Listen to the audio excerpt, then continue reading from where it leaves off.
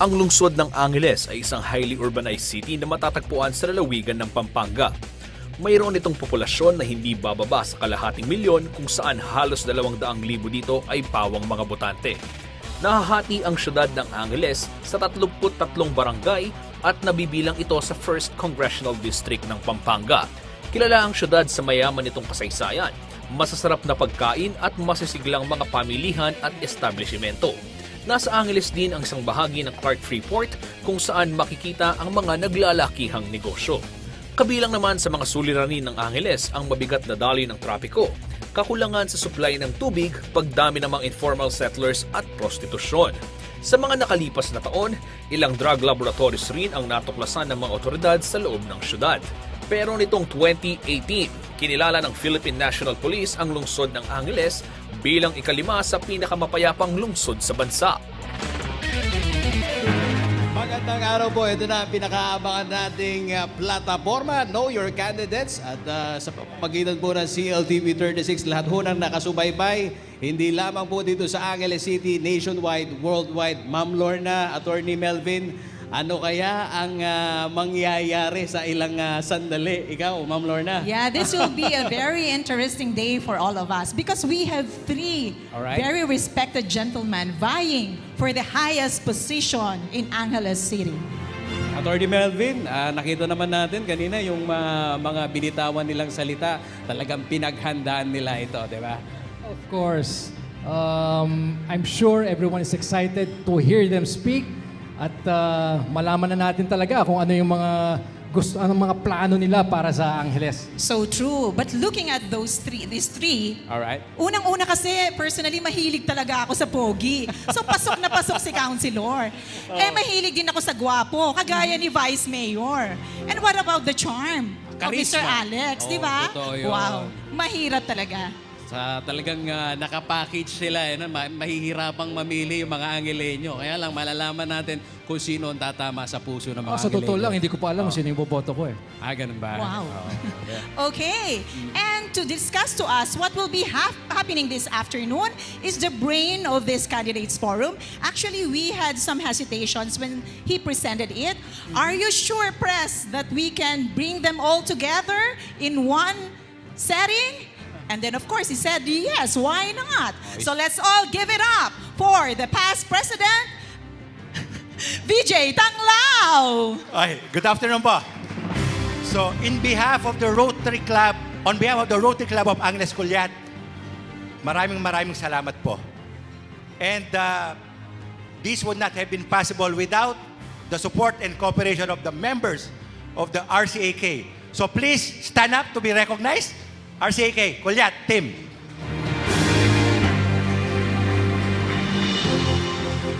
So, nung po sinabi ni Pipi Lorna na can I bring them over, I said yes, but wala pong katiyakan. But I'm now very thankful that they are here because one way or another, all the three gentlemen here are interconnected to our club. Why? President Alex, running mate po niyang councilor si Sunny Among Pahed. Then si Vice Mayor Brian, he was a former member of our club, and his cousin Dale Antonio is a member of our club. Then we have Councilor Pogi, whose uncle founded the Rotary Club of Angeles Culiat, past District Governor Tony Angeles. So marami pong salamat sa inyong presence. Now, ang Rotary Club of Angeles Culiat, we are, by our name itself, we are the old and new Rotary Club of Angeles. This is now the new name of, this is our city, Angeles. But the old name of Angeles is Culiat. And Culiat just used to be a barrio of San Fernando. But through the years, it has progressed. Mas nauna pa pong naging city ang Angeles kaysa sa San Fernando. And it is our hope that our mayors, kung sino man po mananalo, will bring more progress and development to our city. So, RCAK, it is our belief that the best defense for democracy is an informed, well-informed electorate. We believe that by discussing these issues, besetting our city, then the voters would discern and to have the right choice come May 2019. So now, without much ado, ito po yung ating forum guidelines and rules. The candidates have 3 minutes to introduce themselves. Who am I? That is for 3 minutes. Timer will be used for the whole duration. So after po ng 3, we're going to, in alphabetical order for the introduction, A, B, C. So Alex, Brian, and Carmelo. Then after that, 12 minutes. 12 minutes, meron po tayong drawing of lots. So 12 minutes, they are going to discuss their visions, governance platform for a better Angeles. So ito po para bunutan, pagdating po nung platform for 12 minutes. Then after that po, we have 5 up to 7 common questions from the RCAK panel to be read by the moderators. So again, drawing of lots, who will speak first. Then, after that, the next question, sequence follows. So no more drawing of lots. So the candidates have 2 minutes to answer the question. Then after that po, we are open to the questions from the Rotarians, guests, and media. So the number of questions will depend on our time availability. So, yun po. So again, the candidates have 2 minutes to answer the question. So again, the guidelines. Questions should not be personal, degrading, malicious, and below the belt. Then the last portion po, to lighten up the event, we would have fast talk portion, a la Boy Abunda. So each candidate will have a one-on-one talk with our moderator. So headphones will be used by the second and the third candidate. So kasi po, fast talk questions are the same. So finally, no interruption of speakers with defensive or aggressive comments or abuse. No heckling or booing. And lastly, clapping is allowed. So now I think, let the friendly forum battle begin. Abogado de Campanilla, Attorney Melvin, and our recycling queen, Lorna. So take it away. Thank you Thank you very much. Thank you. Let's put our hands together for past President VJ Tanglao. Alam mo, pag pinag-uusapan natin dito yung on the making nito, napakabilis ninyong ipinorma itong ganitong makasaysayang forum na lahat ng mga Angelenyo ay talagang makikinabang, Attorney Melvin, na ating, diba? Yes, Ma'am. so true. And it's really very crucial in choosing our leaders, right? Because when we choose a leader, of course, we talk about vision. We wanted someone who really has that vivid picture of our city, a first-class community. And of course, we also wanted someone who has that strong willpower to make things happen for Angeles City. Someone who has the character and integrity to always do the right thing, even if no one is watching him, right? Napakabigat nito mga binibitawan ni Ma'am Lorna. Attorney Melvin, yung mga televiewers natin na ngayon nakasubaybay na. Umpisahan na daw natin. Gusto na ba natin? Oo. Huwag muna. Alright, so Huwag muna. wag muna. Sabi kanina, bawal daw ang malisyoso. Should we still stay here? I think we should go out of the room. Okay, so to those who are malicious, just enjoy this afternoon. So who do we start with? Okay, so we will be doing the introduction. Yes. We prefer that they introduce themselves because they are given only 3 minutes. Okay, may countdown po tayo. So, just to tell our candidates, someone will be notifying you from there, the center, if you have reached your last 1 minute. And then you will be hearing a bell for your last 30 seconds and 2 rings for when the time is up. So when you have reached that 2 rings, I suggest that you let go of the microphone because it will explode. Okay, so Or pupukpuk let's nila sa carry inyo yung on, mic. May President. pupukpuk ng mic sa'yo. Yeah. So, to begin, we'll start with Okay, we'll just draw lots. Okay, so since this is just Who Am I guess kilala naman ninyo yung mga sarili ninyo. Let's start with Sir Alex. Who Am I portion. Let's give it up for Mr. Alex Caugiran.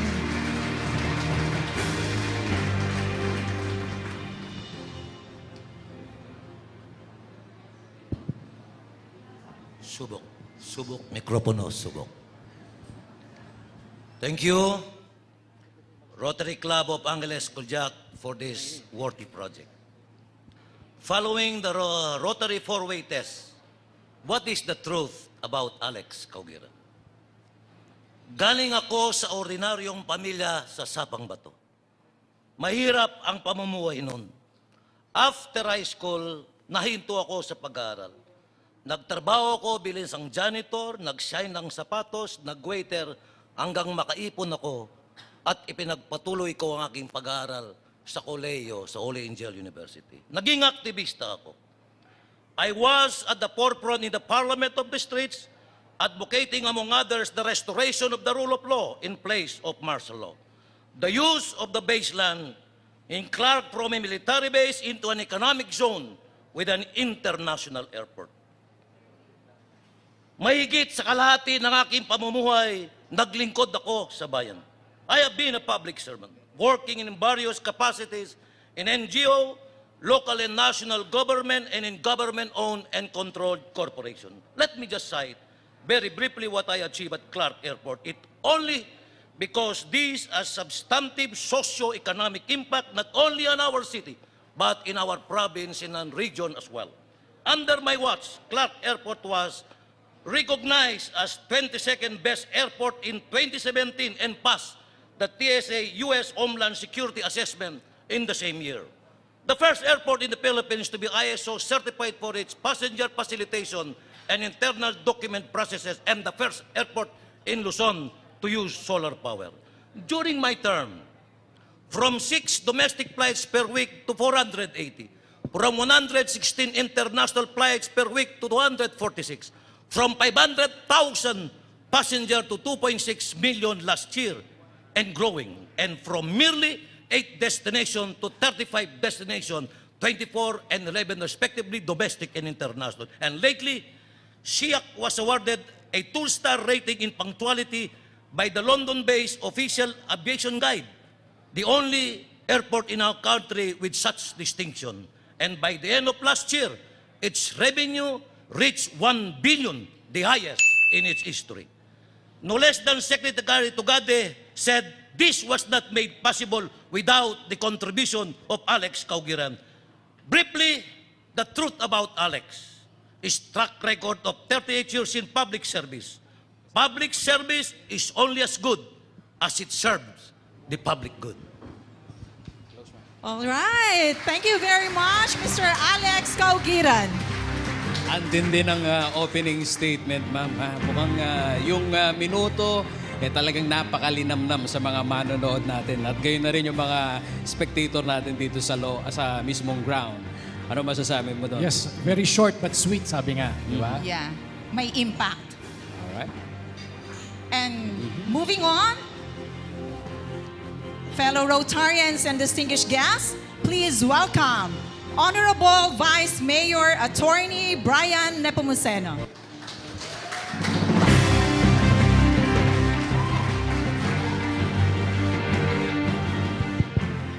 Test.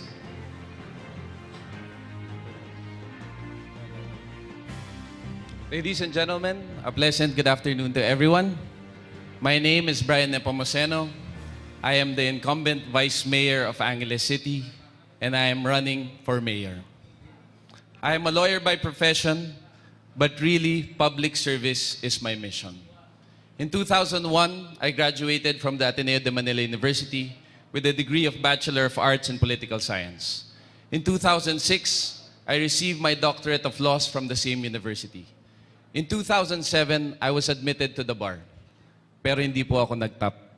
Pero pinakasalan ko po yung top-notcher, Attorney Erica Nepomuceno. I am now 39 years old and happily married to my one and only wife, who is here, Attorney Erica Nepomuceno. We have 3 beautiful children, Danny, Frankie, and Evie. And we recently discovered and was made known to us that we are expecting a 4th child. To God be the glory. For 2 years, I practiced law in Manila in several different law offices, practicing criminal, corporate, tax and labor law and litigation. After 2 years, I felt that my heart was still in Angeles City and will always be. So we packed up our bags, we set up our practice here in Angeles, and that's when I began to give free legal aid and handle pro bono cases as part of my duties as the director of the Liga ng mga Barangay Angeles City Chapter. That's where I got my first taste of public service. And when I got that first taste, I could not get enough.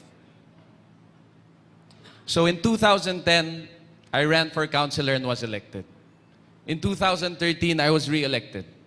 During my time at the City Council, I authored several ordinances, some of which are the ordinance that grants no charges to our poor litigants from the local civil register. An ordinance institutionalizing the Public Employment Service Office of the city. In 2016, I ran alongside our beloved Mayor, Edgardo Pamintuan, and was elected Vice Mayor. This is the Brian Nepomuceno before you today. A practicing lawyer, a loving husband, a family man, 2-term city councilor, and Vice Mayor of the City of Angeles. Thank you very much, Vice Mayor Brian Nepomuceno. Okay, you have. So there's 1 more minute. Okay? Now, you may ask, why am I running for mayor? Why is public service my mission? Because I firmly believe that the greatest career and service that I can do is in the service of the Angeleños. I firmly believe that my family life will have more meaning if shared with others. And I firmly believe. Thank you very much. Another round of applause for Honorable Vice Mayor Attorney Brian Nepomuceno. So last but not the least, Of course. of course, let's call on Pogi Lasatin to introduce himself to us. Okay, let's give it up for Honorable Carmelo Pogi Lasatin.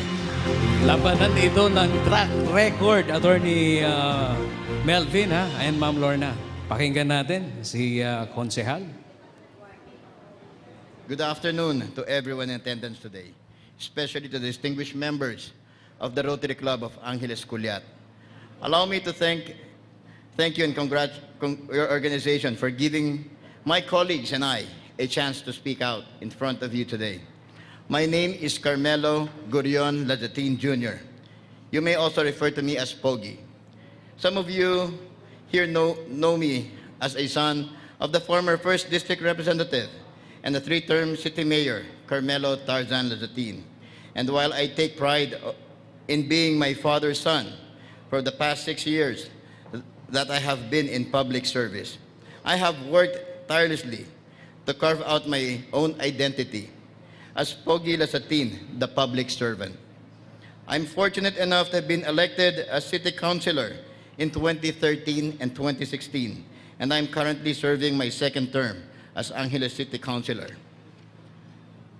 For the past 6 years, I have used my position as member of the City Council to safeguard the interests of Angeleños from legislation that would prove to be harmful for citizens.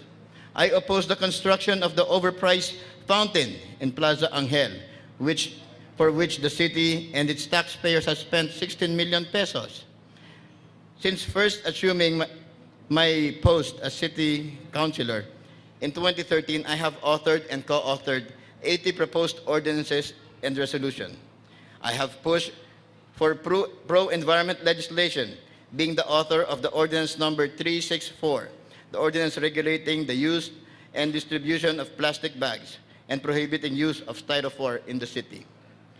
True to my slogan of May Paninindigan, I am also one of the very few councilors who staunchly opposed the passage of Tax Ordinance number 6, which increased the real property tax in the city, and expressed my opposition to the 20 pesos tourism fee being imposed to travel agency in the city. Like you, I am a businessman. I understand the plight of business owners and recognize and oppose this measure that I would impose an additional and unwarranted burden to the business owners. I firmly believe that we do not need to make business struggle with additional fees just to increase our city revenue. Instead, we need is more efficient collective of taxes and the eradication of corruption in the city government. Like my father, I am a public servant. As a city councilor, I have tirelessly worked towards the betterment of our city and its citizens, something which I am and constantly should and be fortunate enough. All right, let's get it up for Carmelo Pogi Lezatin. Thank you very much, sir. Kahit nabitin sila, meron naman silang pagkakataon sa susunod natin na portion na ipresenta ng detalyado, ma'am. Di ba? Yes, nakakabitin talaga yung 3 minutes nakakabitin. because they have accomplished a lot. It could take, maybe today, the whole day is not enough. It's correct. To let the people know their Anyway, accomplishments. I think 3 minutes is enough kasi kilala naman natin silang lahat, di ba? I think more importantly, itong question and answer natin mamaya. True, because our segment today is called The Plataforma. Plataforma Okay. and know your candidates. Napakahalaga Yeah. nun. Yung track record nila na binabanggit kung saan sila nanggaling. Di ba, Ma'am Right. Lorna? Bigatin, no? Mabigat. Anyway, our next segment is they will be answering the question, if elected as mayor, what are your visions for the city of Angeles? And they will be given 12 minutes to expound on that. And someone will be giving a notification once you have reached your last minute. And the bell will ring at the last 30 seconds. And when time is up, the last two rings, the two rings. All right, so that will be 12 minutes for their plataforma. But we will be doing the drawing of lots. Okay. So we have it Magpapalabunutan po there. tayo nito. Press Fred, can you assist them? So we know who will be the first one to give their plataforma. So this arrangement will be the same arrangement when we do the question and The answer question portion. and answer. So who's the lucky guy? So it will be Mr. Alex Caugiran to be followed by same. So we have the same Same. seating and sequence. All right. Okay. So let's get it on. Starting off with Mr. Alex Caugiran.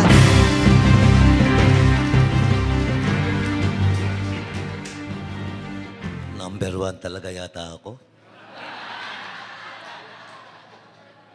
Platform of government.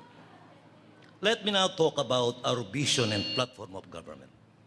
As Rotarians, foremost in your minds are 2 questions. Will our vision and platform of government build goodwill and better friendship? And most important, will it be beneficial to all concerned? My answer to both questions is in the affirmative, but you be the judge. Under our leadership, we will inspire all residents of Angeles City to rally behind the following vision: a distinctly competitive city where highly productive citizens enjoy a healthy, safe, and comfortable life with their families. How do we foresee our city 5, 10, even 20 years from now? Shall we soar as an eagle or just drift aimlessly along with the tide? Shall we be content where we are now and let the flow of events determine our future? Or shall we seize the opportunity and respond to the challenges of the moment to shape our city's destiny? Our city must be more progressive, more green and beautiful, more business-friendly, more safe than what is today.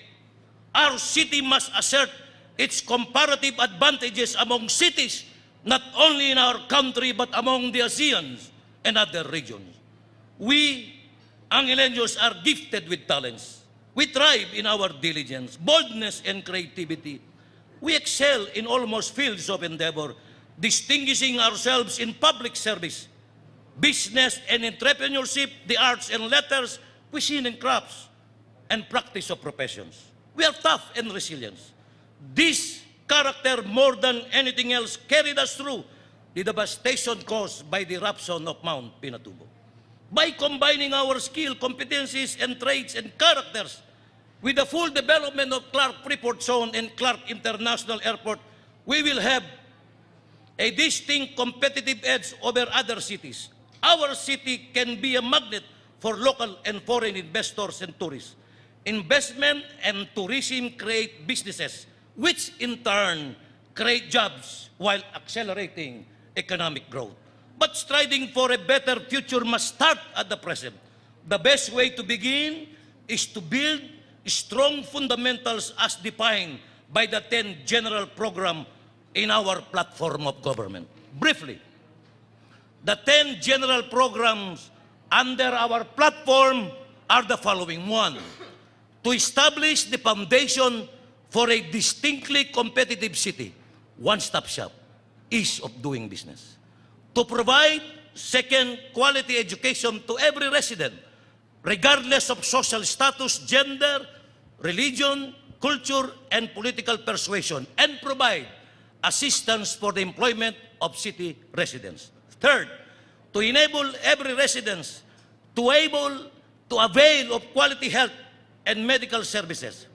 Implement comprehensive disease prevention and healthcare programs. 4th, to eliminate the use of trade of illegal drugs, reduce crime rate, and solve the vehicular traffic problem. 5th, to implement citywide sanitation, environmental protection, and disaster management programs. 6th, to harness and develop potential in sports, arts and letters, cuisine and crafts, and other special field of interest. 7th, to promote, preserve, and protect historical, religious, cultural, and heritage sites, and encourage adherence to Kapampangan tradition and values and promote tourism sector. 8, to address problems of our sectors, issues and concerns of workers, urban poor, person with disability, senior citizen, LGBTQ, women in difficult circumstances, children in conflict with the law, public transport groups, professional, religious, and other sectoral groups. 9, to secure ISO 901-2015 certification of all core processes of the city government and to establish a strategic management framework to ensure efficient and effective governance. Lastly, to invest in information technology and establish continuous learning programs for officials and employees to develop their core management and leadership skills, competencies, and motivate them to adhere to the values of integrity, innovation, and performance excellence. In all, we have clearly defined 70 specific projects, time-bounded, quantitative, managed by more than 40 departments and offices. Project to carry out these general programs, given the chance. On the very first day my party mates and I assume office, we will not ask for the usual 100 days to learn and to study what to do. We have already done that. We bring with us a detailed, well-studied blueprint to lead and manage the affairs of the city government. On the very first day we assume office, we will hit the ground running. Fighting for what I believe in. Alongside with the pursuit of this vision, ipaglalaban ko ang aking pinaniniwalaan. Tutol ako sa walang tigil na pangungutang. Today, with the recent loan of 1.2 billion, the city's debt has ballooned to 2.3 billion, the highest ever incurred in the history of our city. Sa taon na to, magbabayad na tayo ng 233 million taon-taon hanggang aabutin tayo ng 15 taon. Already this massive borrowing has disastrous effect on the delivery of basic services. Consider this. While the city government magbabayad ng 233 million, kaya lang nating bumili ng 4 na milyon para sa mga maralita sa unang nagpapagamot.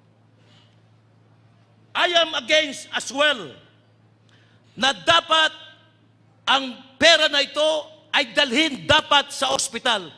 Imagine this, Kapitan, last year alone, almost 24,000 ng ating mga taga-Angeles ginamot ng JBL at dahil hindi kayang gamutin sa ONA. Tutol ako sa paggastos ng ilang daang milyon sa pagpapagawa, hindi lamang ng City Hall, hindi lamang ng sports complex, dapat dalhin yan sa ating City College ng ganon ang malaking bahagi ng ating populasyon ng galing sa maralita at ordinaryong pamilya ay magkaroon ng pagkakataon na makapag-aral sa kolehiyo. What is alarming is that just yesterday or a day ago, the Honorable Vice Mayor promised to spend another 1 billion for the City College of Angeles. Given the already emasculated financial resources of the city government, he has only 2 options to be able to do that. With only 323 million left in our MOOE, he had to bring the entire city government to a standstill as there will be no more money left to run the department and offices of the city government. Even, or baka mangungutang na naman siya, even he could incur another long-term loan, bloating the city's total debt to 3.3 billion pesos. In effect, he will be dragging us all down to a bottomless debt trap. Alam po ba ninyo sa nautang ng gobyernong pamintuan ni Pomoceno na sinangayunan nila sa tin, ang bawat isa sa mga butante ng Angeles ay mayroon ng pagkakautang ng 11,500 pesos. I repeat, all of us, registered voters, may pagkakautang na ng 11,500 bawat isa sa atin. Kung talagang sincero ang aking mga katunggali na dapat itaguyod ang malawak na paaralan, there is still time. I ask you, if need be, I plead you, let us realign. Let us realign those loans instead of using them in non-essential projects, gamitin natin sa ospital at sa eskwelahan. And I can assure you, even Councilor Lasatin will support you because he is now supporting our position against these loans. And what is even worse, na ginawa ang bidding na ito in violation of the certain provision under the local government code. The City Council approved the ordinance last July, last year, but the same ordinance was published 4 months later. The law so provides, kapag hindi pa perpekto ang ordinansa, hindi mo dapat gagamitin ang pera. And we are going to exhaust all administrative and legal remedies in order to stop this non-essential project. Too bad, as it is too sad. For my closing statement, may I invite you on the screen for my closing statement. Ngayong panahon na ito, na naharap tayo sa maraming oportunidad at paghamon sa atin, ang ating lungsod ay nakatayo sa isang sangandaan. Anong daan ang ating tatahakin? Tatahakin ba natin ang kasalukuyang daan na kung saan ang ginagawa ng gobyerno ay ordinaryo, kulang sa imahinasyon at may ordinaryong panunungkulang laman at nadidiktahan ng ilang malalaking pamilyang politiko sa maraming tagakadana ng panahon, patronage politics. Sa isang daan, samahan niyo ako sa isang makulay na paglalakbay na kung saan ang bawat isa sa atin ay kayang maging produktibo at kaya maging harapin ang anumang kompetisyon. Yet, tayo'y mananatiling nabubuhay ng isang mapayapang kasama ang ating pamilya at mahal sa buhay. Ito ay mahirap na paglalakbay, but believe me, my friend, believe me, it is a road worth taking.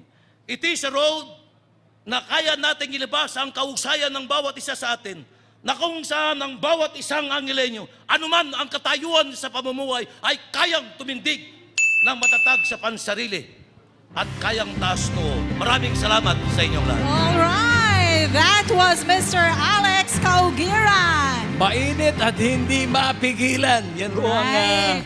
Hitting the nakita natin. ground run on his first day. He said that he has the answers to make Angeles City the best Angeles City in the Philippines. Attorney Melvin, ano masasabi mo? Ako, tingin ko excited naman tong si Vice Mayor Brian Of course. para maibigay naman niya sa atin yung kanyang plataforma.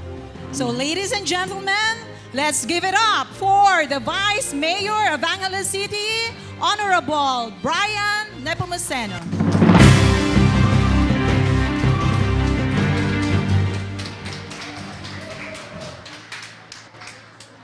What is our vision for Angeles City? What do we pledge to accomplish for the Angeleños? We pledge to conceive a city of Angeleños that is recognized for the rich history and culture and noble aspirations of its people. We pledge to forge a city of Angeleños that is unbridled by the boundless talent, ingenuity, and creativity of its people. We pledge to give birth to a city of Angeleños that is not beaten by the worst of tragedies, but made more resilient by its indomitable spirit. We pledge a city of Angeleños that honors the productive years of its senior citizens by ensuring a comfortable, respectable, and active life in retirement. We pledge a city of Angeleños that extends affordable and high-quality hospital care and medicines to poor and less privileged patients. We pledge a city of Angeleños where poor students shall continue to have access to public college education with ever-improving quality so that they may pursue and attain their dreams and a better life. We pledge a city of Angeleños that is free of corruption in government, that nurtures the growth and sustainability of private businesses to generate employment, that safeguards the environment, that utilizes the best and smartest technology for effective disaster risk management, crime prevention and prosecution, traffic congestion solutions, and the equitable development of all barangays. We pledge that each and every project we will implement, that each and every centavo that we will use, and each and every little thing we do in this government will be for the good of Angeleños. Ing mayap tang tagimpan kem pamanungkulan, abe-abe, saup-saup, para kayong bayong lakanbalen Angeleño. Maniwala ka, agyuta mo. And so we present to you today our comprehensive platform of governance in order to make our vision for Angeles a reality. We present to you today a platform of governance that is still a work in progress as we continue to consult our people on the true nature of their immediate needs and their long-term aspirations for a better future. We present to you a platform of governance for our people that is divided into 8 main thrusts, 50 specific components that can best be summarized by its acronym, Angeleño. A. Abanteng ekonomiya, kaunlarang dama ng bawat pamilya. In the next 3 years, we will impose a moratorium on new local taxes. The Public Employment Service Office shall be accredited as a recruitment arm of our business process outsourcing businesses located in the city. We will also likewise grant incentives to companies and businesses that it will employ at least 60% Angeleño employees. We will also award and recognize the top 10 taxpayers of Angeles City annually as an incentive for them to pay their taxes. We will also modernize our business one-stop shop in accordance with the Ease of Business Law passed by the national government. Also implementing an online system for application and registration to further reduce the processing time with the aim of a single day processing time for all businesses. We will further modernize the Pampang public market so that it will become a true trading hub of fresh produce. Number 2, letter N, napapanahon at makabagong infrastruktura dala sa mamamayan ay kabuhayan at ginhawa. We will continue to develop our road network, particularly the East Circumferential Road, as an alternate route to reach Magalang. This road will connect Barangay Santo Domingo, Pulumbulu, Tabon, Kapaya, Sapalibutad, all the way to Magalang.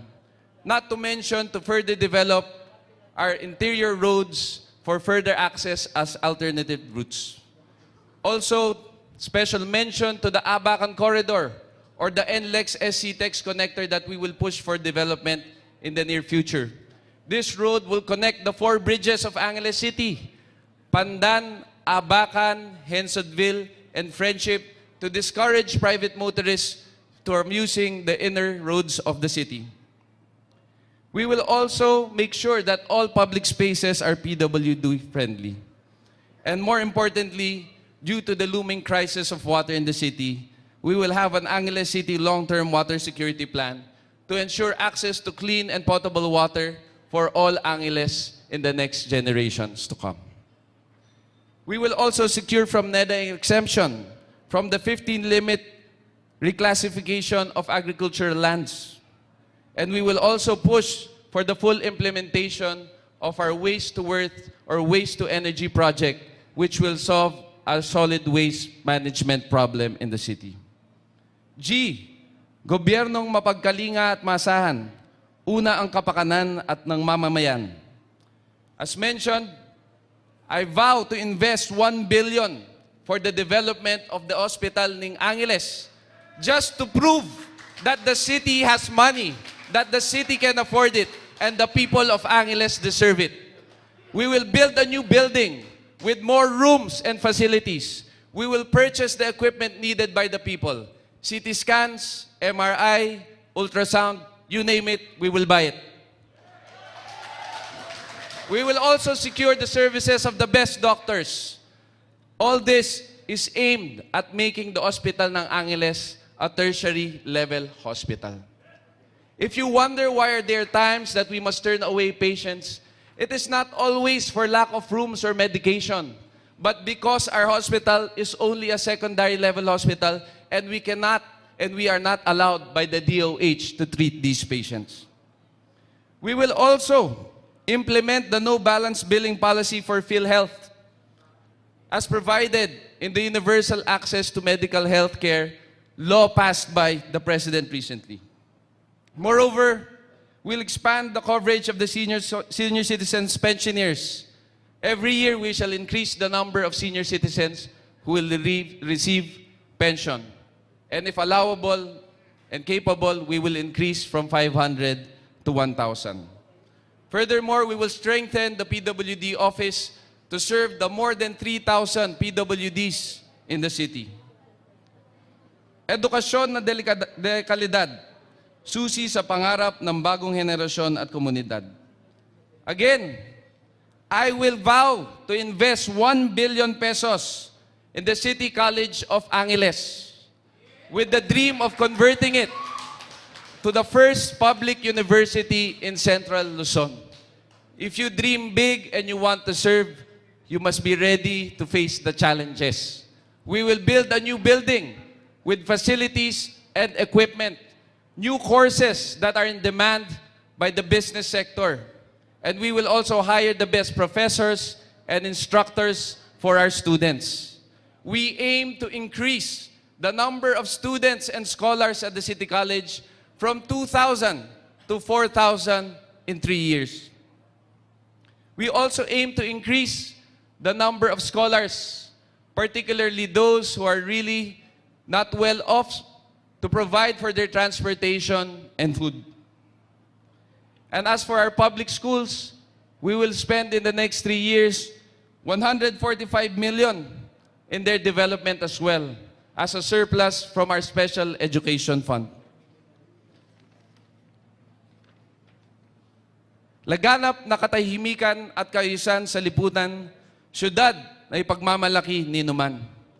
We will expand our command center's coverage with the dream of 100% coverage of all major streets in the city.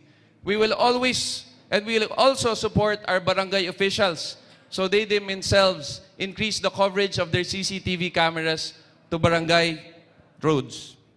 We will require traffic and parking plans for new buildings, and we will improve the Animal Bite Center and ensure that will always be anti-rabies vaccines in the city. Ehemplo ng pamahalaang malinis at huwaran sa pag-unlad, una ang taong bayan. We will conduct an annual performance audit of the city government to ensure targets and goals are being met. And we will expand the ISO accreditation to other offices to prevent red tape. We will live stream the City Council session and other activities of the city as a means of providing transparency. We will improve revenue collection efficiency through the use of technology and other means. Natatangi at tuloy-tuloy na suporta sa bawat barangay. Sa serbisyo publiko, sila ang kaagapay. We will push for free Wi-Fi service in all 33 barangay halls. Increase allowance of barangay health workers, barangay service point officers, barangay nutrition scholars, and additional allowance and salaries for our barangay daycare workers as well.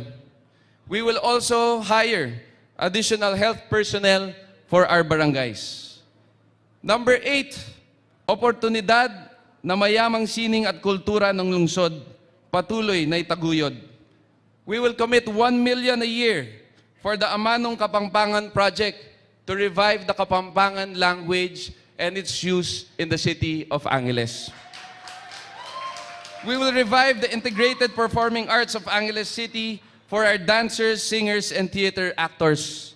And we will maintain and expand the coverage of the Angeles City Heritage District. We will also develop Angeles City souvenir items that will really identify the city as one of the best. And we will establish city accredited safe tourist transport providers for all our tourists. If despite our vision and my platform, you still feel that I'm too young to be the mayor of Angeles City, if despite 12 years of experience as a practicing lawyer, you still feel I am too young to be the mayor of Angeles City, if you feel that despite 6 years being city councilor and 3 years being vice mayor, I'm still too young to be the mayor of Angeles City, then ladies and gentlemen, I believe no one will be old enough to be the mayor of Angeles City. Thank you very much and a pleasant afternoon to everyone. All right, so that was Honorable Vice Mayor Attorney Brian Nepomuceno. Napakalaman, napaka-komprehensibo ng plataforma de gobyerno ng mga naunang nagpresenta. At nakita natin yung gesture at yung tindig nila, Miss Lorna, Attorney Melvin. O, di ba? Ikaw, Lorna, meron ka bang political ambitions? Well, I just wanted to be a public servant, but not as good as these people here. Oh my gosh. Alam mo- Let's give them a round of applause. Ako may Palakpakan po natin ating mga kaibigan ako. candidates. Sabi ko sa kanya, kung ikaw naging mayor, anong mga gagawin mo? Sabi niya sa akin, ipapatanggal daw niya lahat ng kanto. Lahat ng kanto? Para Why? mawala daw ang mga kanto boy. Kanto boy. Oh, okay, sige. Papalagyan daw niya ng humps yung NLEX eh. Para mababawas na yung aksidente. Oh yeah, pero the speech ni attorney, overwhelming, no? Kung narinig mo lahat ng kanyang plataforma, parang kahit hindi ka taga-Angeles, gusto mo nang maging taga-Angeles, di ba? Yes, correct. So far naman, alam naman natin, isa lang naman ang hangarin ng mga kandidato natin, di ba? True.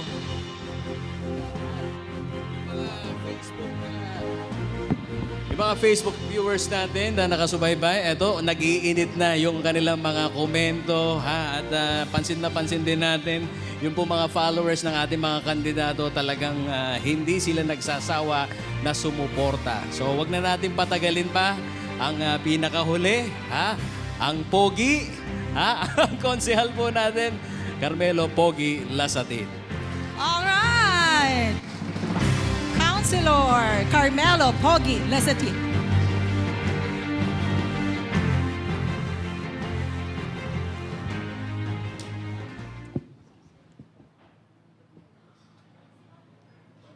Good afternoon to all. First and foremost, under our administration, Angeles City will be a business-friendly city. Walang humihingi, walang nangingikil. Our administration's first order of business will be internal cleansing of corrupt and abusive city government employees. As our slogan says, tayo po ay may paninindigan. And we vow to live up to this by cleaning out the so-called rotten eggs in the city government that abuses their authority by extorting business establishment regardless of affiliation. Under our administration, there will be no increase in business tax. Instead of imposing additional burden on business owner, what the city needs is more efficient collection of taxes. The present business one-stop shop was first implemented during the administration of my father. We will improve this proper implementation of fully computerized transaction in business permit application, which would allow business owner to apply for business permits online. The service has yet to be widely used by businesses in the city, and with proper implementation and dissemination of information, we hope to increase the usage of this system. Traffic management. To augment the city government's effort to promote local business and boost the city economy, proper and efficient traffic management is needed. Under our administration, the city government will implement new road network and focus on curbing the growing traffic problem in the city, especially the road connecting to Pulong Maragul to Magalang. Replace rotundas with traffic light and construct a flyover connecting MacArthur Highway to decrease the traffic bottleneck in the rotundas approaching to Pandan Magalang Road. The city government will build overpass in all roads intersection to ensure that the roads are reserved to motorists and assure the safety of pedestrians. With this plan in consideration, it is highly beneficial to Angeles City if the mayor and the first district representative have close ties, since the city will be able to request the district representative to allocate funds for building roads and infrastructure. The city government should also implement proper solid waste management to go alongside with advent promotion and local business, as more business meant more waste generation. Under our administration, the city government will implement serious waste segregation at source and will empower barangay to effectively implement this policy through refusal of garbage collection from household and established that will not segregate their waste. The city government will also establish its own sanitary landfill. The government under our administration will endeavor to make Angeles City a drug-cleared city. The city government will activate the Angeles City Anti-Drug Abuse Council, or ACADAC, and all the Barangay Drug Abuse Council, or BADA. We believe that eradicating the use of drugs in our community-based effort, and those councils will work closely with the PNP, as well as the different sectors of society, including academic institutions, religious groups, NGOs, and other civil society organizations. The city government will establish community-based rehabilitation and reformation centers that will not only rehabilitate but also train and provide alternative livelihood for former drug users. Under our administration, the city government will also take proactive stance towards HIV/AIDS prevention.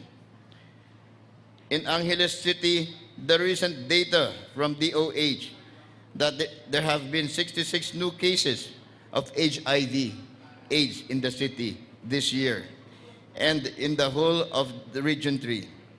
Angeles City accounts of almost 1/3 of the total HIV/AIDS cases.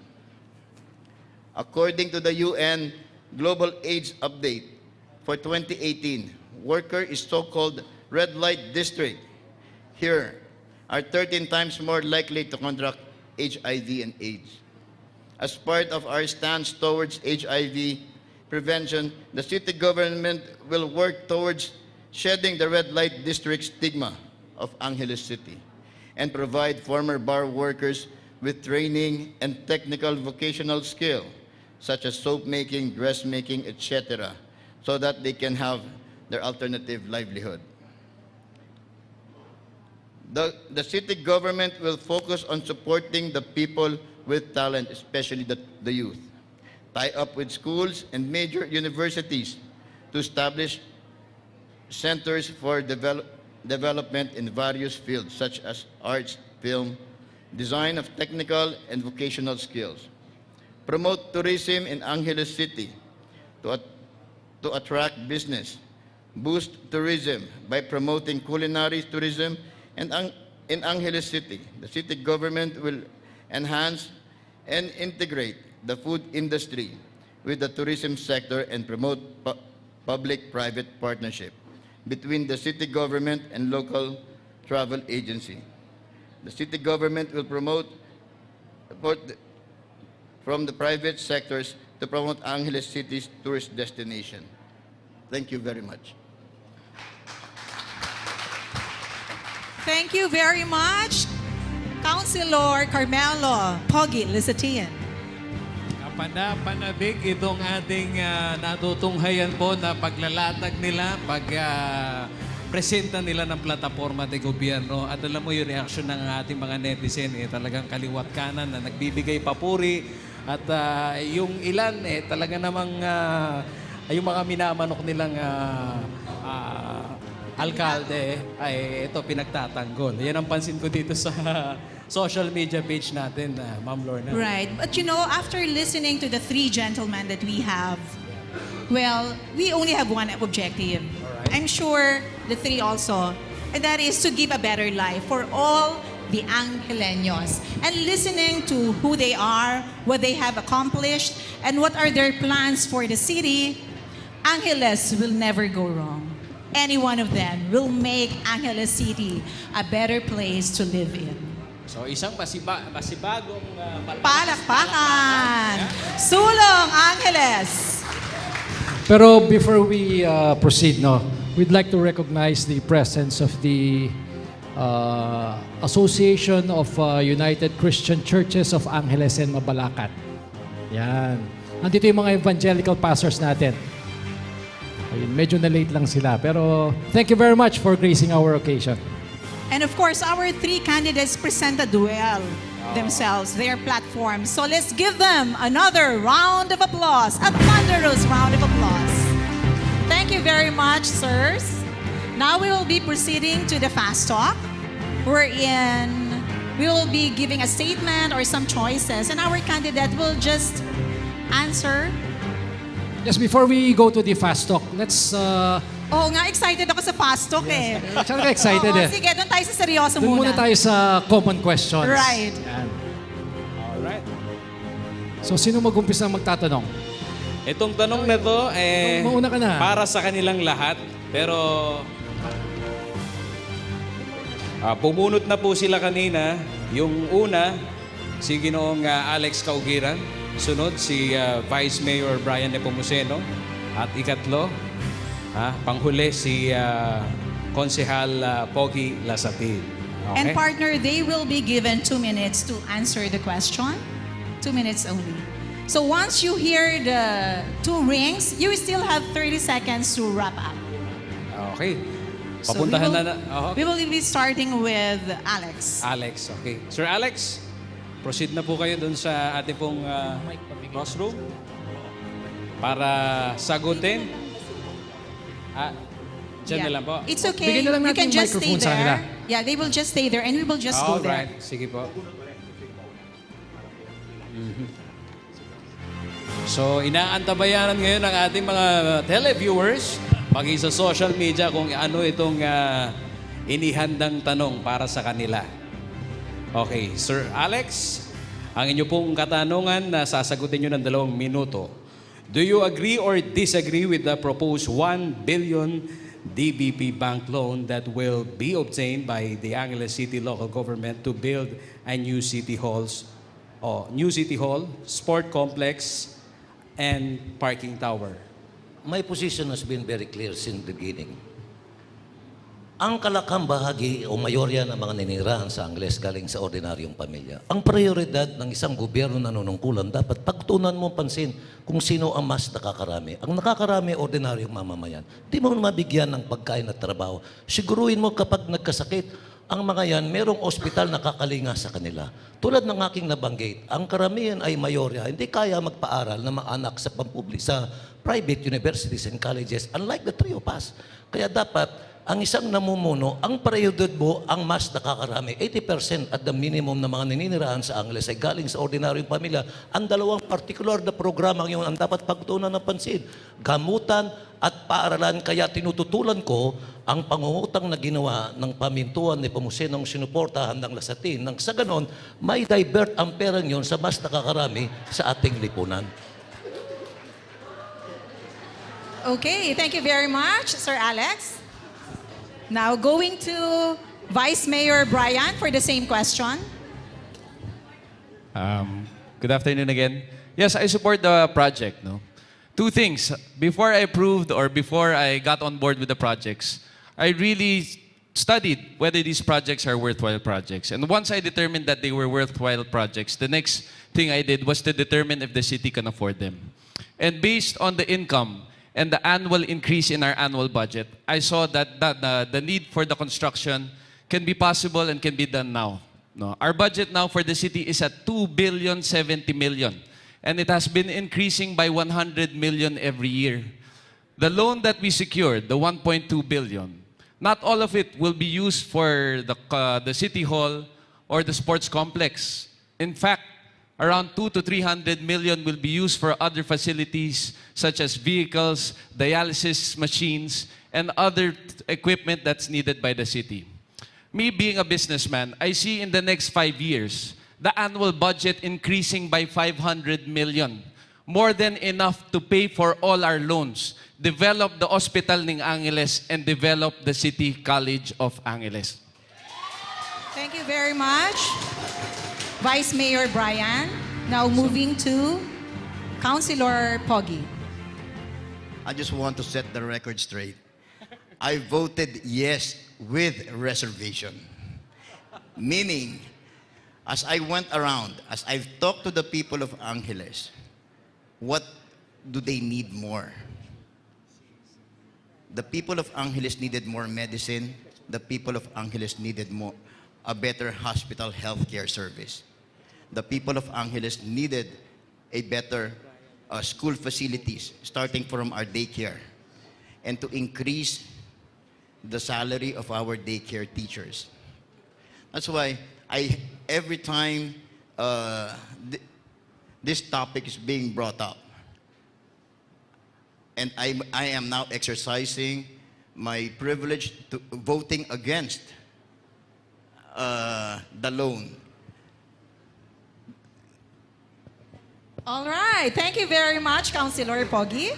Moving on to the next question. Talagang know your candidates. Nakikilala natin sila ng gusto, Miss Lorna and Attorney Melvin sa kanilang True, mga kung ano sagot. yung At kanilang clarify mga ko lang position. wala namang tama, wala namang maling sagot dito. Okay?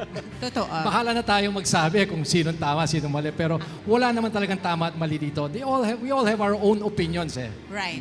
Kitang-kita natin yung kanilang reaksyon. Pero sa punto naman pong ito, mauunang sasagot si Vice Mayor Brian at Konsehal Pogi and then Mr. Alex. Ang tanong po, nasasagutin nyo ng 2 minuto.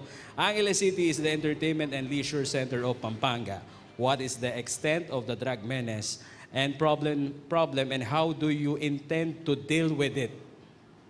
Okay, when it comes to peace and order, based on the report of the PNP, on year to year, crime has dropped by 40% in the city. But as a lawyer, when you attend court, and Attorney Melvin knows this, the number of accused being arrested for drug-related cases seems to not diminish. So there is still a need to push to address the drug menace. But I think more than supporting the enforcement, the prosecution of those involved in drug cases, is to address the primary reason why it is proliferating, and that is poverty.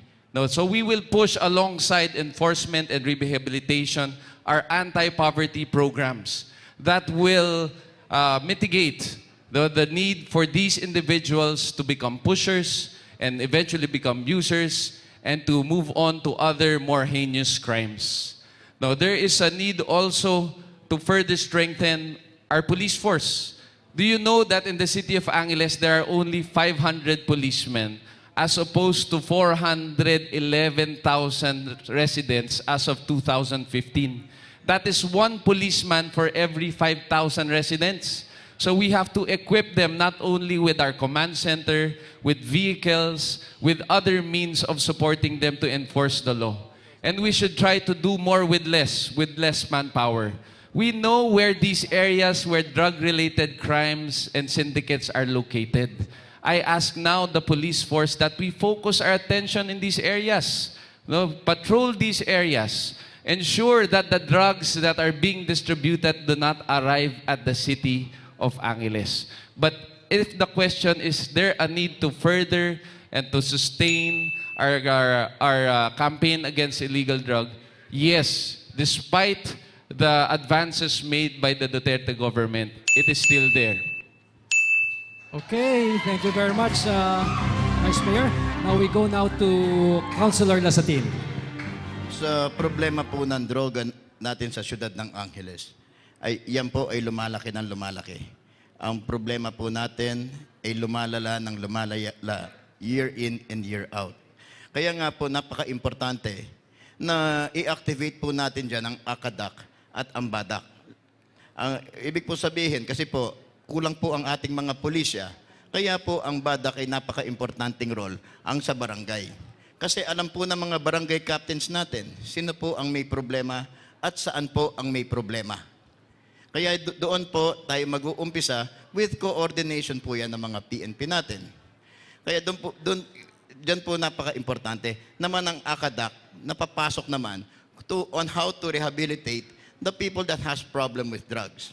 Ang syudad naman po ngayon, ayusin naman po nila yung mga buhay nila na magbibigay po tayong alternatibo na pamumuhay para po sa mga may sakit na adiksyon. All right, thank you very much. And now, moving on to Mr. Alex Caugiran. Reduction and prevention. Hindi lang sa usapin ng paggamit ng bawal at droga, maging sa gamit sa usapin ng krimen. Let me correct the statement of Vice Mayor Brian Nepomuceno. Ang sinasabi niya, ang ratio between the population and the number of police, the ideal it should be 1:500. What is existing in our city is 1:849. That's why we cannot demand from the PNP to augment our police forces dahil lahat ang ganyan ang problema sa buong bansa. Ito ang component ng isang krimen bago magawa. Tandaan po natin, motibo or motive. Pangalawa, instrumentalities o instrumento. Ikatlo, ang sinasabi nilang oportunidad, isa man lang sa tatlong sangkap na ito ay ating mapigilan, walang krimen na mangyayari. Sa motibo, wala tayong control. Sa instrumento, perhaps we could. Sa oportunidad, dapat gawin natin, palawakin natin ang pagtutulungan ng syudad at ng mga barangay at ng private sector nang sa ganon mabawasan ang krimen. Hindi lang sa krimen na pagpatay ng tao, pagnanakaw, maging ang usapin ng paggamit ng bawal na ganot. Palawakin natin ang sinasabi niya dahil may karanasan ako. I used to be the executive director nung ginawa namin ni Ed Pamintuan ang Anti-Abuse Task Force. Year M, dapat sa barangay at sa mga eskwelahan ang malawak ang pagpapaliwanag sa masamang gamit ng pawawit ng bawal na gamot. Pagtutulungan sa pulisya, when I become the mayor, I will instruct the police. The police should not stay in their offices. They should be seen in the public. Hindi dapat nananatili ang pulisya sa loob ng mga presinto, dapat nasa lansangan sila. Tulungan natin ang mga barangay, dagdagan ang mga pwersa ng barangay sa pamamagitan ng ayudang tulong sa pinansya at sa pagsasanay nang sa ganon makita ng pribadong sektor na nagtutulungan ang syudad at barangay, sasama na ang mga pribadong sektor ng tulad ng Citizens Crime Watch, mga pribadong sektor magtutulungan, sakit ng kalingkingan, dama ng buong katawan. Ibig sabihin, problema mo, problema ko, sagutin nating lahat. All right. Thank you very much. Talagang madamdamin kapag ang sumasagot ay si Mr. Alex Caugiran. Ang susunod po natin nakahanay na tanong, ba ito po'y controversial? And the first one to answer. Humanda po kayo. Ang unang sasagot naman dito ay si Konsehal Carmelo Pogi Lasatin. Ikaw ba ay nangangako na hindi magnanakaw sa kaban ng bayan at hihingi ng komisyon sa mga kontrata ng iyong mga proyekto? Paano mo ito gagawin? Ano ang iyong magiging tugon sa walang katapusang paghingi ng tulong mula sa mga mahihirap nating mga Angelenyos? Meron po kayong 2 minuto para sagutin ito. Kamukha po ng sinasabi ko kanina, ako po ay may paninindigan. At kamukha rin po ng sinasabi ko kanina, ako po ay anak ng aking ama na si Congressman Tarzan Lasatin, na nakita naman po natin kung paano po nanindigan at paano po tumulong sa syudad ng Angeles. Na hindi po, mula po sa aking lolo, sa aking ama, at sa aking kapatid ng ating Congressman John Lasatin, hindi po nagpayaman ang pamilya Lasatin sa pangungobyerno sa syudad ng Angeles. Salamat po. Okay, thank you very much then. Sir Alex? So, ang susunod si Sir Alex na. Yeah. Okay, for this next question, you also have 2 minutes. Wala akong lolong gobernador o congressman. Wala akong tatay na mayor. Anak ako ng isang ordinary driver galing sa Saudi. Nagkaroon ng cancer, namatay. Ang nanay ko, nagtitinda sa sari-sari store. Hinubog kami sa kabutiang asal. Tignan niyo po ang record ni Caugiran. Mula nung siya'y naging aktivista, nakulong, ang ipinaglalaban niya, maibalik ang kalayaan at demokrasya sa ating bansa. Nang sa ganon, mapakinabangan natin ang ginagawa natin magkaroon ng malayang alalat. Malinis po ang record ni Caugiran. Pagtanong po ninyo, mula nang siya'y magtrabaho sa NGO, nagtrabaho sa gobyerno, nagtrabaho sa airport, intact ang kanyang integrity. Paano natin mababawasan ang korupsyon sa gobyerno? Magsilbing ehemplo tayo at hindi natin tutulutan na muling mangyayari yan sa loob ng gobyerno kapag nakita nila matatag ang isang leader, matapang ang isang leader, ay hindi niya tutulutan na magkaroon ng ganitong katiwalian sa gobyerno, magsisimpiling ehemplo tayo. Yun po ang pinaninindigan ni Alex Caugiran. Thank you very much, Sir Alex. And our next question. Sumugot na ba si Vice Mayor Brian sa... Oh, third I'm question? sorry. I'm lost. I haven't taken my lunch. Sorry. Simple lang po. Hindi po ako magnanakaw sa gobyerno ng syudad ng Angeles. At para masigurado ko na alam nyo to, uunahan ko pa yung Freedom of Information Bill ng ating pong bansa. Bubuksan ko ang mga public records ng syudad ng Angeles para kung ikaw, isang mamamayan na Angelenyo, gusto mo makita ang budget ng syudad ng Angeles, punta ka sa budget office. Gusto mo makita kung sino ang nanalo sa mga kontrata ng gobyerno, punta ka dun sa Bid and Awards Committee. Wala po ako itatago ipapakita ko po sa inyong lahat. Ngayon po, para po may tigil yung kultura ng paghingi ng mga tao sa mga politiko. Simple lang po, kailangan ibigay natin yung serbisyong kanilang hinahanap. Pumupunta sila sa atin para sa gamot, bigyan natin ng gamot ang ospital. Pumupunta sa atin dahil gusto nila ng pambayad ng matrikula, dagdagan natin ng scholar ng bayan. Pumupunta sa atin dahil may gusto silang ilibing na mahal sa buhay, sagutin ng gobyerno ang libing ng mga mahihirap sa syudad ng Angeles. Thank you, Angeleños. Aren't you glad we will be putting a stop to graft and corruption? Palakpakan po natin ang ating 3 great leaders. Yan, pwede mo nang basahin I'm yung so question. convinced. Yeah, I'm so convinced. Thank you for saying those words. Our next question will first be answered by Sir Alex. What plans or solutions do you intend to do to address our perennial monstrous traffic problem and chaos? Meron po akong nayanda batay sa pagkikipagkonsultasyon sa iba't ibang sektor mula nang maumpisan natin ang paglalakad.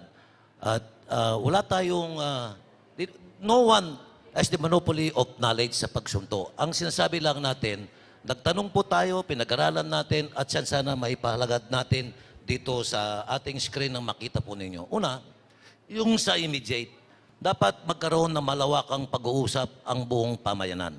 Dapat magkaroon ng disiplina. Disiplina sa pribadong sektor, disiplina sa transport sector. Ikalawa, palawakin natin yung mga daan na sinasabi natin, yung mga bottleneck, papuntang Magalang, at iba pang daan at lansangan na kulang ang palawakin ang mga lansangan na yan. Ikatlo, aralan natin sa ating pagsusuri, hindi naman kinakailangan panatilin ang mga rotonda. Sa halip na andyan ang mga rotonda, alisin natin at maglagay tayo ng mga kaukulang mga street light, mga traffic light, nang sa ganon mas malawak ang daluyan. Magtayo tayo ng mga footbridge, nang sa ganon ang mga pedestrian sa halip na palakad-lakad sa lansangan ay magamit itong footbridge na ito para mas mabilis ang daloy ng trafiko. At karagdagan dito, dapat yung mga traffic enforcer natin, kung kinakailangan dagdagan natin sa pangangalaga ng kahusayan ng trapiko. At dapat lagi silang regular na sa ilalim ng pagsasanay nang sa ganon maiwasan ang kakulangan sa kaalaman sa pagpapatupad ng batas trapiko. At pinakahuli, karagdagan dito, yung karagdagang ayuda na dapat hindi tayo magiging kontrolado ng mga pampublikong sektor. Ang pampublikong sektor na dapat ang esensya ng pagkakaisa, pagtutulungan at disiplina sa lansangan ay ating may patupad. Okay, next. Vice, give your answer. Oh, kidding aside, nandito ang aming traffic czar dati, si Mr. Dan Concepcion. Ibabalik po natin para siguro masasolve niya yung problema sa trapiko ngayon. Pero kidding aside, no, there are 3 solutions to the traffic problem. There's the engineering solution to provide new roads because we cannot control the number of vehicles plying the roads in the city of Angeles. I mentioned a plan is already in place for the East Circumferential Road, the Abacan Corridor, and the widening of other major roads in the city, include the Angeles-Magalang Road where bottlenecks are found. Furthermore, we must clear the interior roads of the city of Angeles and determine alternate routes. Because if you can see, traffic is only in the major thoroughfares. MacArthur, Friendship, these are the only roads that visitors to the city of Angeles know and use. So with proper signages and proper routes, we can decongest the major thoroughfares. The second solution is the implementation or enforcement solution. We must train all our traffic enforcers in the proper courtesy and enforcement of the law. We will avoid corruption among their ranks by increasing their salaries and their benefits.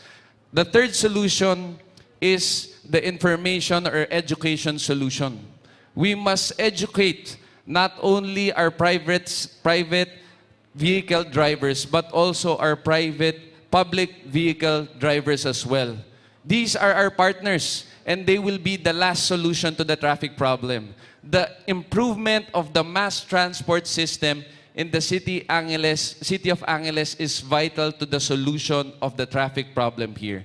If we have an efficient, reliable public transport system, less and less people will be motivated to buy cars, to use their cars, and rather use public transportation. Okay. Use of public transportation means less cars on the road, thus leading to less traffic. Thank you so much, Vice Mayor Brian.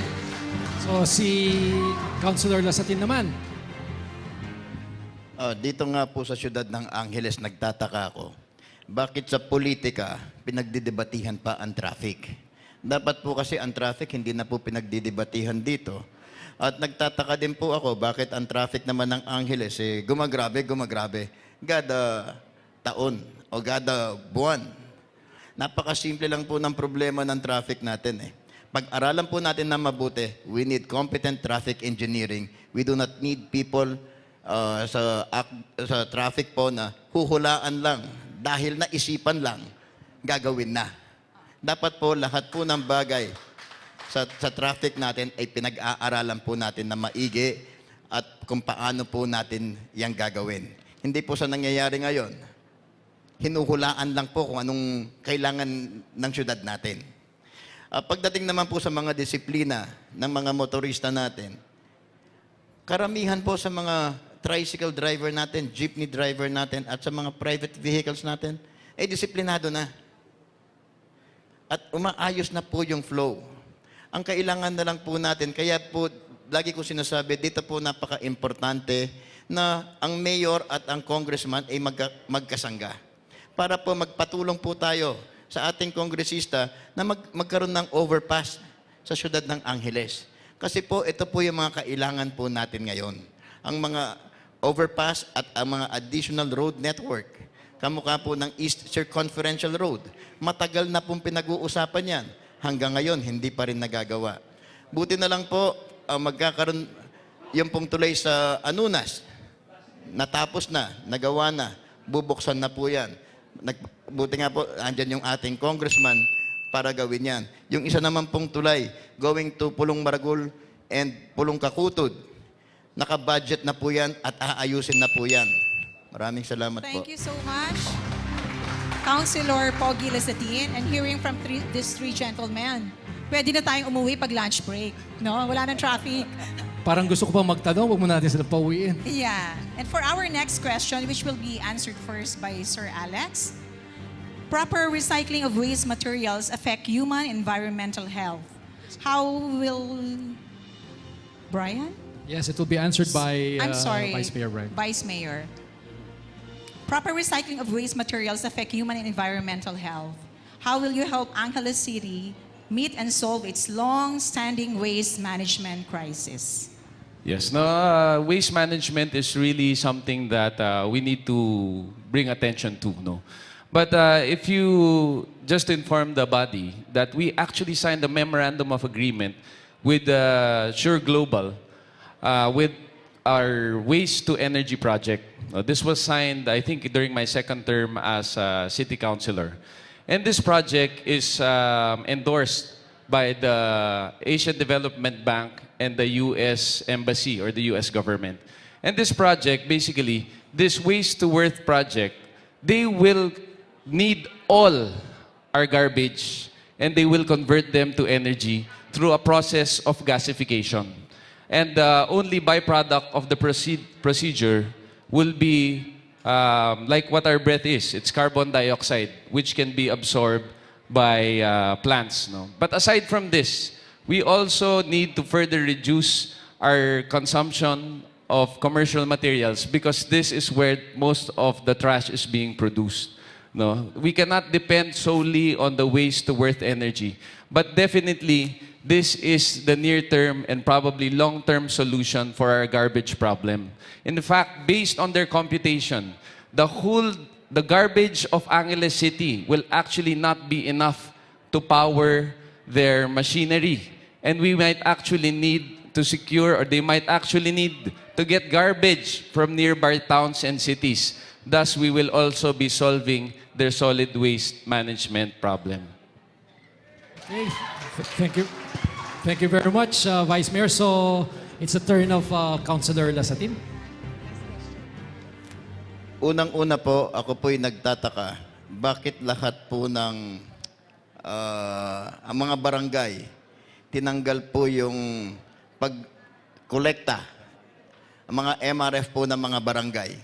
Kasi po, napaka-importante po sa barangay na may MRF siya. Dahil, because ang waste segregation, kailangan po manggagaling yan from the household. At kung may MRF naman po ang mga barangay, doon pa lang po masosort na natin. Kaya nagtataka po ako sa syudad natin, bakit po nila tinanggal yan sa ating barangay. And for the information of everybody, the city is spending more than 160 million a year on garbage alone. Ganon po kalaki ang ginagastos ng syudad. Pero kung babalik po natin ang waste segregation sa barangay, matatanggal na po yung mga kahon, yung mga plastic, lahat po ng recyclable. Malaki po ang matitipid ng syudad ng Angeles. Pero, you know, we have to start from basic. We have to start from our house. From our house to our barangay. And then to the city. Yan po ang nawawala sa atin ngayon. Kaya, simple lang po ang problema ng basura. We needed to start to basic na waste segregation po mula po sa mga bahay at sa mga barangay. At para po mabababa po yung ginagastos ng syudad ng Angeles sa pagtapon po ng basura na 160 million a year. In fairness sa dalawang katunggali, tama naman lahat ang sinabi nila. Una, yung kagyat at saka yung ikalawa, yung pangmatagalan. Yung pangmatagalan, dahil nagtrabaho ko dati sa City Hall, kami nang nagipag-usap sa mga kumpanya nagpo-propose ng energy from waste at yan ay hindi pa nagiging pinal. Yan ang patutunguhan ng kinabukasan, ng future. Ang kagyat ay tama din na maglagay ka ng MRF sa mga cluster barangay na may sapat na lugar. At makakatipid tayo, kulang pa ang sinabi ni Councilor Lasatin sa ginagamit at binabayaran ng gobyerno. Marapat lang nadagdagan, bigyan ng ayuda, ng prioridad ang mga barangay, bigyan ng kagamitan. Sa alip na pabid mo ang pagkolekta sa national o sa city, dapat ang mga barangay bigyan ng kaukulang kagamitan at mga truck at equipment na sila ang magpapatupad ng pagkukolekta sa bawat barangay. Ngayon pa lang, kakaunti ang kakayahan ng ilang malilit na barangay. Dapat bigyan ng pansin ng city government ang gagastusin niya, ang bigyan ng equipment at kagamitan ang bawat barangay nang sa ganun makapagkolekta sila ng mga basura sa kanilang barangay at ibalik ang clustering at magbigay ng tamang schedule sa paghakot ng basura mula doon dadalhin sa kalangitan ang regular na pagtatapon ng basura. I-compute ninyo, Vice at Councilor, sa loob ng 3 taon, ang gagasusin natin sa bidding na kumikita lamang ang private contractor, sa halip na gasusin natin sa private contractor, ibigay natin ang pera sa mga barangay. Sa loob ng 3 taon, makukuha natin ang gastos. Ang mga susunod na taon, mas magiging pakinabang pa. Bigyan ng kaukulang pansin ang barangay at huwag dapat piliin, huwag samahan ng politika ang mga barangay. Dapat pantay-pantay. Yung mas maliit, bigyan ng mas malaking tulong. Ang mas malaki, karagdagang tulong. Nang sa ganon, maging mas maayos ang pagkolekta ng basura sa lungsod ng Angeles. Ang bilis, ha? Kitang-kita mo, maaaring yung issue ho dito sa Angeles City ay maging issue sa ibang bayan. Kaya tuwang-tuwa yung mga netizen na nagbibigay ng komento sa ating social media page, ha? At alam mo, isang makabuluhang diskusyon talaga ito. Diba, Attorney? Yes, sayang meron pa sana tayong marami pa sana tayong tanong pero we only have limited time so we only have one question left. Alright. Okay, sa mga common questions para marami ring oras para sa netizens at para sa mga audience natin dito magtanong. So, tatanong ko na yung last question. Paunahin naman natin ngayon si Councilor Lasatin. Baka sabihin niya bakit lagi siyang huli. Diba? So, Councilor Lasatin, you'll be the first to answer this question. What do you think are your shortcomings and how do you intend to overcome these shortcomings to be effective as the mayor of Angeles City?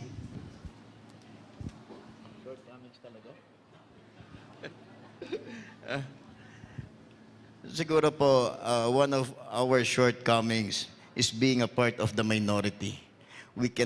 Hindi po natin magawa ang mga gusto natin gawin, mga ordinansang gusto po natin gawin sa ating mga kababayan. Kamukha po yung pinapalibre po natin ang City College. Hindi naman po nila gumawa po tayong ordinansa para dyan. Wala naman po silang ginawa doon. Gusto po natin lagyan ng pondo ang Lupaho.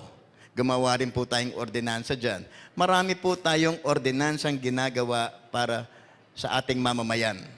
Pero nakakalungkot lang po, bilang membro po ng minorya,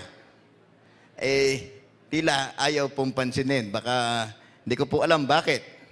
Pero worthwhile naman po yung mga ginagawa natin sa City Council. Yan po yung isang shortcomings lang na nakikita ko, na pagkukulang ko po ngayon. Pero pag naging mayor po tayo, lahat po yan, matutupad po natin yan at magagawan po natin ng paraan yan. Salamat po. Thank you, Sir Alex. Hindi siguro sa pamamalakad ang pananaw sa akin. Ang pananaw sa akin dahil medyo may kataasan na height ko at napakalakas ng boses ko, ang perception sa akin, akala nila lagi akong galit. Siguro, babawasan natin yung konting taas ng boses, dagdagan na natin ang konting lambing nang maalis ang perception nila na laging mainit ang ating ulo. Kaya naman nangyayari yan kasi lagi na sa akin, sa aking pagtatrabaho, sa lahat ng panahon, ang lahat ng trabaho dapat kasi quantifiable, time-bounded. Alam ang resources. Kaya kapag minamanage ko, whether in government corporation, in the city government, or anumang organisasyon nag-manage tayo, lagi natin kasing binibigyan ng din yung matupad, makamit sa tamang oras ang pinag-usapan, kaya nababaksikan sila sa akin. Ang kabaksikan, hindi siguro tama ang termino yan. Mas stricto ako sa pagpapatupad ng programa. Ayaw ko ng tamad, ayaw ko sa gobyernong hindi pumapasok sa oras, ayaw ko na sa gobyerno na may multo. Ang mga multo na yan, na tinatawag na ghost employee, dadalin na sa purgatorio. So, Vice, it's your turn. Ako po, no, siguro, masasabi ko lang po, ako po ay isang tao na alam ko po na hindi ko po alam ang lahat. Hindi ako eksperto sa lahat ng bagay, sa lahat ng aspeto ng paggugobyerno. Para po tugunan nito, ako po ay bubuksan ko yung pinto ng City Hall. I'm inviting the best and the brightest of the city of Angeles to help me govern the city. Mr. Kaugiran, if we will be talking about the airport and the city will be involved in discussions, be waiting for my call because I will consult with you. Yan. If there is something to be said about engineering, I see several engineers here. My doors are open. You can also expect my call because I need the best and the brightest of Angeles City to build its future now. Thank you.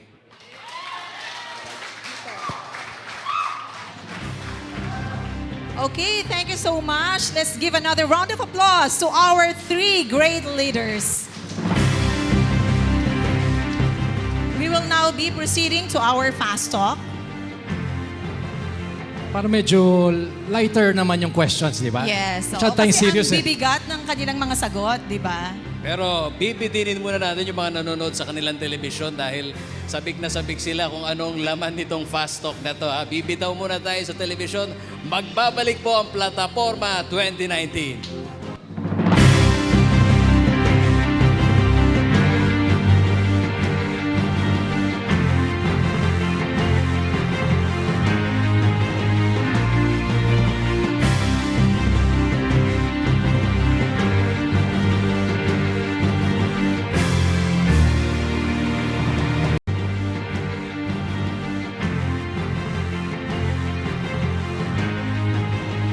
Nagbabalik po ang Plataforma 2019, Attorney Melvin. Sadyang kapana-panabig yung ating nasaksihan. Lahat talaga sila may malalim na hugot sa kanilang pangangampanya at pagtakbo. Yes, alam mo, sa totoo lang, lalo akong nalito kung sinong gusto kong iboto ngayon eh. So I'm sure yung mga nanonood, baka sakaling, baka may mga magpalit ng opinion nito eh. Di ba? Magpapalit sila ng kandidato matapos ng programang to. Nasa huling bahagi na po kami ng ating programa dito po sa Candidates Forum at muli nagpapasalamat kami sa Rotary Club of Angeles Escuelat. Alam mo, ang laking bagay nito sa mga Angelenyo na itinutulak nyo ang isang mas mataas na antas ng pangangampanya. Nagpapasalamat din kami, of course, sa CLTV 36 saka sa inyo, Pawa. Kasi dahil sa televised ang programang ito, di ba? Mas malawak ang coverage natin ngayon. Correct. Oo. So, mas maraming manunood, mas maraming makakadinig sa mga issues, di ba, na na-discuss natin ngayon.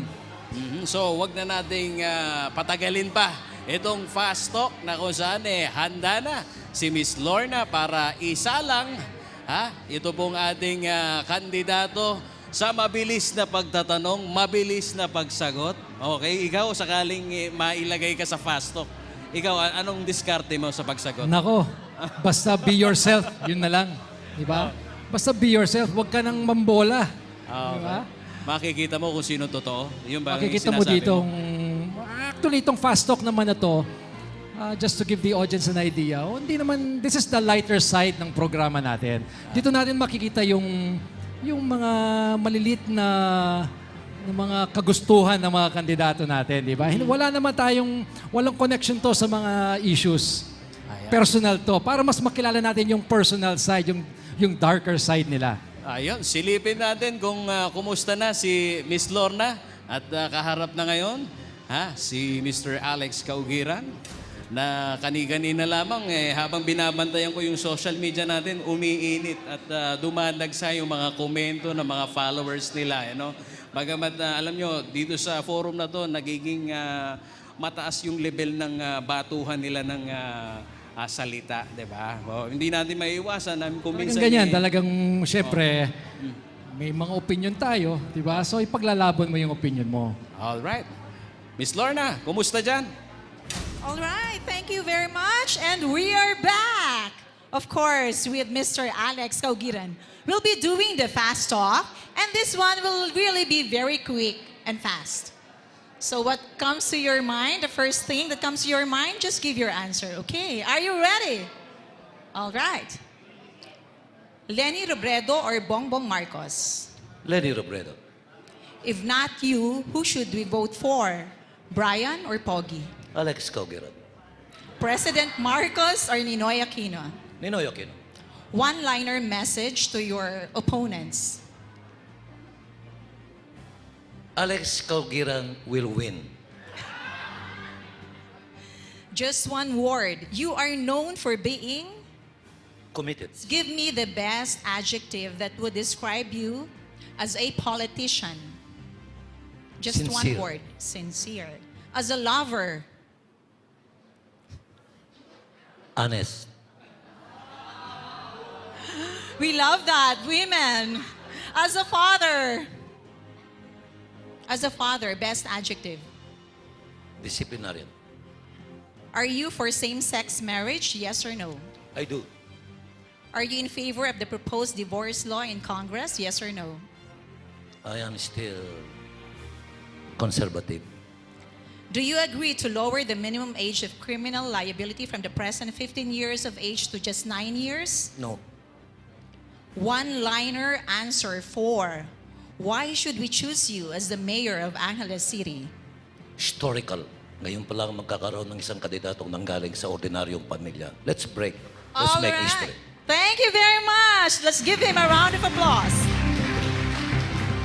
Ito naman kayang susunod na sasalang paano kaya niya ipoporma yung kanyang sagot dito sa fast talk natin? Incidentally, para lang sa benefit ng mga televiewers, yung other candidates may headphones para hindi nila marinig yung tanong at sagot ng kandidatong nakasalang. Okay, tawagin natin uli si Miss Lorna para Okay. Attorney Melvin? Ako na lang siguro. Okay, sige, tignan natin. Tawagan natin si Vice Mayor Brian for his Okay. turn. Okay, so, fast talk. Alright. Let's do it. Lenny or Bongbong? Ano? Lenny or Bongbong? Lenny. If not you, who should we vote for? Alex or Pogi? Brian. Kumakopya to eh. Okay. President Marcos or Ninoy Aquino? Ninoy. One-liner message to your mayoralty opponents. Good luck. May the best man win. Just one word. You are known for being Dynamic. best adjective that would describe you as a politician. Honest. Okay. Best adjective that would describe you as a lover, Affectionate. as a father. Loving. Are you for same-sex marriage? Yes. Malapit na. Okay. Are you in favor of the proposed divorce law? Yes. Do you agree to lower the age of criminality from 15 years old to 9 years old? No. Okay, one-liner answer for why should we choose you as the mayor of Angeles City? Because I am competent and I have a vision for the city. Right, thank you very much, Vice. Good luck, ha? Angelenyo, humanda kayo dahil sa panghuli. Ito, sasalang ho sa Fast Talk kasama si Miss Lorna, ang atin naman pong konsehal, si konsehal Pogi Lasatin. Titignan ho natin kung papaano niya sasagutin. Same question. Ito pong inihanda nating tanong, talagang yung mga netizen nito natutuwa. Dahil sa mabilis na tanong, mabilis din namang sasagot. Miss Lorna, handa na ba yan? Thank you. We were so serious a while ago. Let's just have fun. The lighter side of the forum. A fast talk.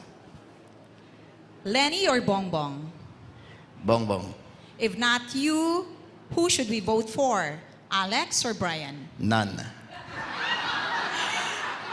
President Marcos or Ninoy Aquino? Marcos. One-liner message to your opponents.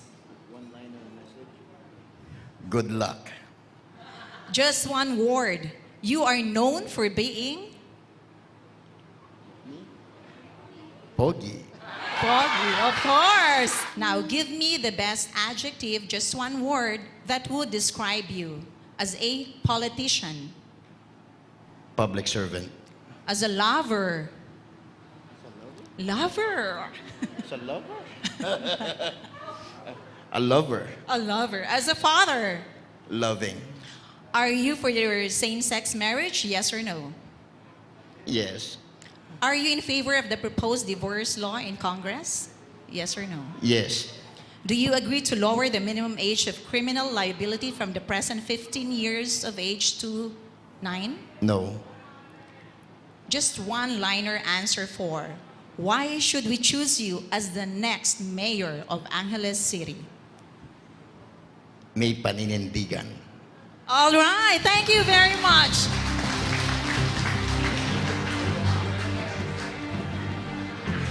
Nako, dyan nagtatapos yung fast talk. Alam mo, lahat sila nakangiti pagkatapos nitong mabilis na tanungan at mabilis na sagutan na to. Bakit talagang ito'y patok na patok kahit sa anumang mga forum, Attorney Melvin? Napakahalaga din naman na malaman natin yung mga sensitibong mga batas, di ba? Yung stand nila, yung mga dinidinig pa lamang sa Kongreso. At yung mga pananaw nila sakaling sila mailuklok sa pwesto. Oh yes, diba? ang napansin ko nga sa kanila, lahat sila nag-good luck sa mga katunggali nila. So at the end of the day, magkakaibigan yung tatlong to eh. Isa lang naman ang hangarin nila, di ba? Right. Di ba? It's for the general welfare, the good of Angeles City.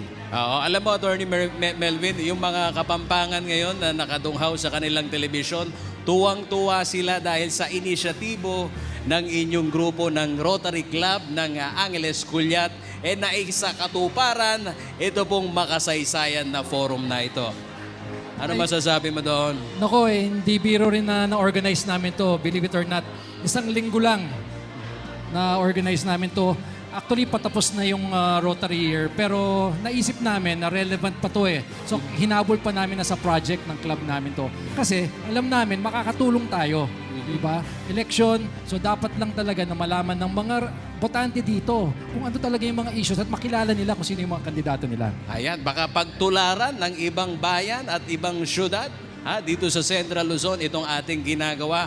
At hangad po namin mula po sa ating pong mga televiewers na kayo naging masustansya itong ating presentasyon sa mga kandidato. Di ba, ma'am? Okay, si Miss Lorna, alam mo, kanina nakita ko iba yung kanyang tuwa habang sumasagot yung mga kandidato. Nag-enjoy ako dun sa Pasto. Interesting topics. But let me greet the first lady of our great team for her birthday, Madam Cheryl. Happy birthday. Cheryl Regini. Ma'am, and of course, my very good friend, Danny Carolino, and our Superman, Bonnie Bognot, from the Rotary Club of Angeles, Caliat. Okay, ikaw anong pakiramdam mo na naging kabahagi ka ng makasaysayan na forum na to? Miss, It's my honor and Lorna? privilege, indeed. Ayan. Attorney Melvin, sa mga followers ng Rotary Club, mensahe mo sa kanila. Well, I'd like to thank first, of course, CLTV 36, okay, for supporting this project. Without CLTV 36, of course, this project won't be successful. It won't be seen by millions of viewers. And I'd like to thank, of course, our president, Fred Lau, of course, past President VJ for, well, this is his brainchild. This was his idea. And let us not forget to thank our 3 candidates for sparing their precious time. Diba? Alam natin lahat na busy sila sa pangangampanya, pero they found time to attend this gathering para rin naman sa kabubuti, diba, ng mga botante ng Angeles. Yeah. May the best man win because Angeles City deserves only the best. Ayan, ang matalinong desisyon ay nagsisimula sa tamang impormasyon. Ito po ang Plataforma 2019 Candidates Forum. At mula po sa amin pong himpilang CLTV 36, nawa na isakatuparan po namin ang isa pong makatotohanan at yung integridad ho nitong forum na to ay naipagkaloob po namin sa inyo. Marami po salamat.